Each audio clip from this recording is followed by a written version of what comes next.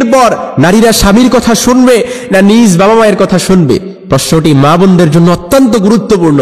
বিবাহিত জীবনে একজন নারী তার স্বামীর মনও রক্ষা করতে যায়, নিজ বাবা মায়ের মনও রক্ষা করতে চায়, কিন্তু মাঝে মাঝে প্রতিকূল পরিবেশে পারিপার্শ্বিক পরিস্থিতিতে সে বুঝে উঠতে পারে না কার মন রক্ষা করবে, স্বামীর মন রাখবে না নিজ বাবা মায়ের কথা শুনবে। এজন্য ইসলাম যদি প্রেসক্রিপশন আমাদেরকে দেখি আমরা, তাহলে দেখবো ইসলাম প্রেসক্রিপশন দিচ্ছে ইদা সাল্লাতিল মারআতু খামসাহা ওয়া সামাত শাহরাহা হাফিজাত ফারজাহা আতাআত বালাহা। ইসলাম বলছে নারী যদি জান্নাতে যেতে চায় 4 পয়েন্টই যথেষ্ট, 4টি বৈশিষ্ট্য, 4টি গুণাবলী যে সে যদি নিজের মধ্যে ধারণ করতে পারে, তাহলে সে আল্লাহর জান্নাতের 8টি দরজার যে কোনো দরজা দিয়ে সে ঢুকতে পারবে। সুবহানাল্লাহ বিহামদি।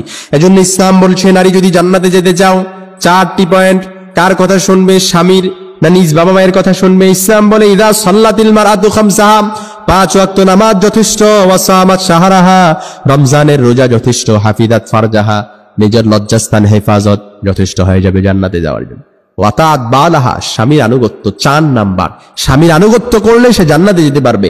এজন্য ইসলাম বলে বাবা মায়ের কথা শুনবা না স্বামীর কথা শুনবা? যদি বুঝে উঠতে না পারো, সর্বপ্রথম নিজ বিবাহিত জীবনে নিজ স্বামীর কথাকে প্রায়োরিটি দিতে হবে। এটা ইসলাম প্রেসক্রাইব করে, কারণ ইসলাম বলে আর রিজালু কাওয়ামুনা আলান নিসা, আল্লাহ তাআলা নারীদের উপর পুরুষদেরকে কর্তৃত্ব দিয়েছেন।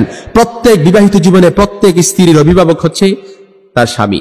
যে নারী স্বামী পাইছে সে একটা হীরার টুকরা পাইছে, একটা জান্নাতের টুকরা পাইছে, এটাকে কদর করতে হবে। স্বয়ং রাসূল আরবির হাদিস, আমি কোনো কাউকে আল্লাহ ছাড়া কাউকে সিজদা দেওয়ার আদেশ আমি দেই না, কিন্তু আল্লাহ ছাড়া কাউকে সিজদা দেওয়ার অনুমতি যদি দিতাম, তাহলে সর্বপ্রথম প্রত্যেক নারীকে বলতাম স্বামীর পায়ে সিজদায় লুটিয়ে পড়ো, স্বামীর পায়ে সিজদায় লুটিয়ে পড়ো।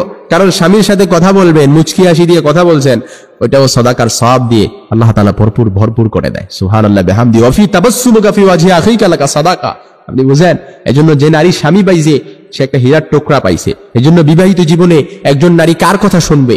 সর্বপ্রথম যদি দুজনের কথাই যদি চলে আসে একসাথে, তাহলে সে সর্বপ্রথম তার স্বামীকে প্রায়োরিটি দিবে। ইদা সাল্লাতিল মারআতু খামসাহা ওয়া সামাত শাহরাহা হাফিজাত ফারজাহা আতাআত বালাহা, স্বামীর আনুগত্য করবে, স্বামীর উপর ডমিনেটিং করার চেষ্টা করবে।